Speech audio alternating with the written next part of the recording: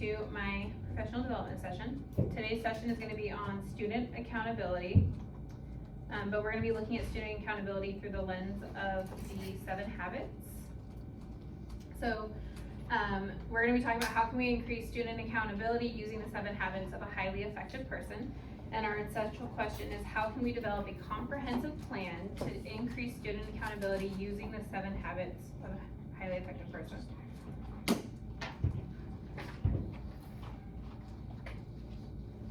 So accountability is important because when students are expected to hold themselves accountable, they not only excel academically, but they become much more invested in their own learning, and students are more likely to find value in their work and learn from their mistakes. Accountability can increase student effort and help create intrinsic motivation, directly impacting student achievement. And when you think about student accountability, what is one thing that comes to your mind, like as an individual? What's one thing that comes to your mind when you think about student accountability? Making sure that they are finishing their work on their own time. Okay, finishing their work like when it's due. Mm-hmm. Okay. Making sure they're taking responsibility for, Okay. all the things that they need to do. All the things they need to do. Okay. Staying on task Staying on task. and being proud of what they've achieved. Okay.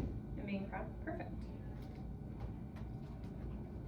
All right. So how do we increase that accountability in students? There's no quick fix for this. Like, we're not going to just like magically go into a classroom after this professional development and accountability is there. But there are multiple things that we can do to begin to make the change that will lead to student success. As a leadership school, it's important that we consider the 7 habits and incorporate each one into our plan at some point. So today we're going to explore how each habit can impact student accountability and how we as educators can help foster this growth. Is there anything that you've tried in your classroom that you feel has increased that accountability as educators? Or even like, you know, in the after school program or outside at recess, like building accountability anywhere at school. I feel like outside with students, or even with working with one-on-one, students at times seeking first to understand is really big, because if students don't feel like they're being heard, they have a tendency to shut down. And if you're willing to, even if you don't agree with them, at least hear what they're trying to explain and try to understand their why, and vice versa, and you can sit and have that conversation with them. Okay. Yeah, and that builds the accountability because they're able to speak, but then they're also reflecting and hearing you when they feel heard. Yeah, perfect. I know in my class, we, during center time, it was really tough for a while, especially this year. And so I had to change things up, and I found that when they had more options, more freedom of choice, but yet they knew that they had to finish everything. So they had like a check sheet. By Friday, everything had to be done. And if it wasn't, they knew that what the consequence was. It was clearly marked. What they had to do on Friday was to sit out on Friday and complete their task.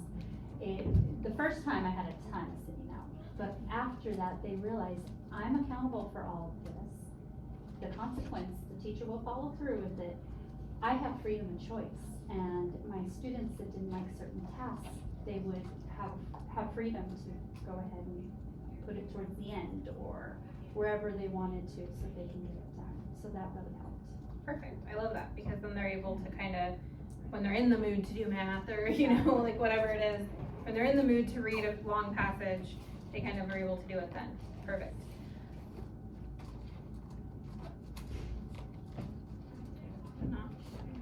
There we go. Okay, so be proactive is habit 1. So this applies to both the students and the staff. So to help students prepare for being accountable for their own education actions, we as educators need to set clear expectations for them. So beginning day 1, we need to make sure students are aware of the expectations for behavior as well as the consequences, negative and positive ones. In order to build accountability in our students, we can include them in the creation of behavior contracts, one that each of them will sign and agree to. It's also important that a routine is established so students know what to expect and how to transition.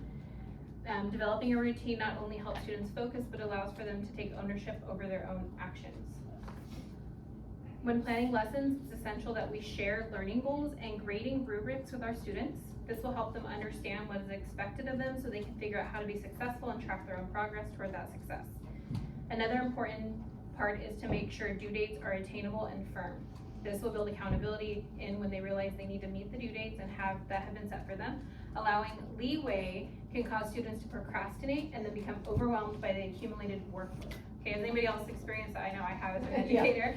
I'm like, okay, we'll extend it till Friday, and then everybody thinks I'm just gonna keep extending it, right? So we have to be like really firm, and that's gonna build that accountability in for them. And it's okay to allow them to face those consequences. Like you said, the first time, tons of kids sitting out, and then as you move through, less and less kids are sitting out because they're realizing like, I am responsible for this. Perfect. Or assignments that you think, oh, I'm gonna give them 2 weeks to do this, and they still wait till the last 3 days anyway. So. Yeah, exactly. And we don't want, we wanna give them those timelines that fit, not too much time, but enough time. So it's kinda like, we figure it out as we go, but, when we find that sweet spot, like, oh, they don't need more than 3 days. Giving them 5 days is not a favor to them. Yeah. Right, it's actually a hindrance. All right, then we also need to consider begin with the end in mind. So this is habit 2. When beginning with the end in mind, it's important that we teach our students to set goals for themselves. Their goals need to be specific, measurable, attainable, relevant, and time-based. It's not enough to just say, I want to get all 4s. Well, what does that look like, right? So we have to have them set those goals.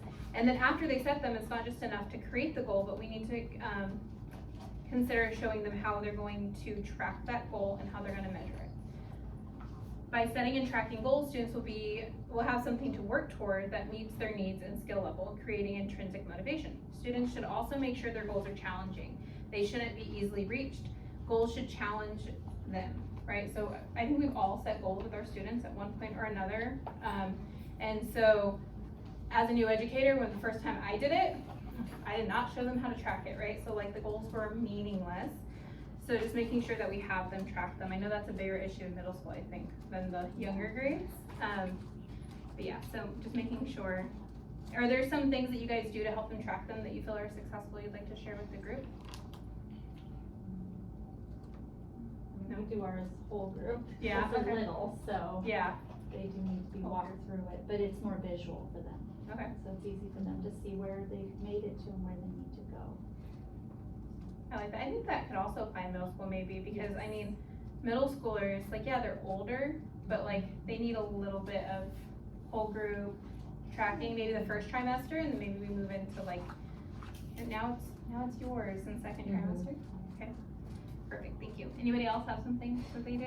I was just gonna say, like, I've done it more specifically for independent study, and it's like, okay, we're gonna work on, like at the beginning there, we're gonna work on this. You really need to work on your, like expanding your writing, get more descriptive and that sort of thing. But it's a little bit harder. I'm not so good at the tracking because it's very subjective and not objective, so. Yeah. I'm curious if we could I create need to like be better at that. a rubric for that, where we're tracking based off of a rubric and every time they come in, we're like, where are you on the rubric? Where are you on the Probably, rubric? yes. Something like that might help.